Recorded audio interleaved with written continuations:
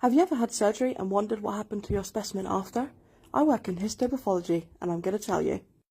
Histopathology is a branch of biomedical science that studies and diagnoses tissue. We receive anything from skin biopsies to mastectomies, or gallbladders like this specimen here. The first step is to dissect the specimen.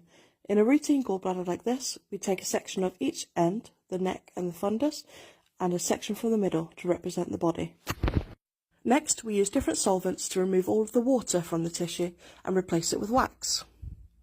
This process can take up to 20 hours, but once it's finished, the next step is to embed the specimen. This is where we set the tissue in wax so that it holds its shape for the next step. The next step is microtomy.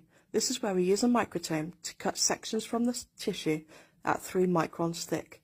That's 0.003 of a millimetre. We have to slice it that thin so that when we look at it under the microscope, there's only one layer of cells, and that makes it easier to diagnose. After cutting a few sections, they're floated out onto warm water, which encourages any creases to disappear. Then, very carefully, they're separated and mounted onto a slide. The last step is where we use hematoxylin and eosin to stain different parts of the cell so that we can identify and diagnose the sections under the microscope. Thankfully, aside from the gallstone and some inflammation, this is a routine gallbladder.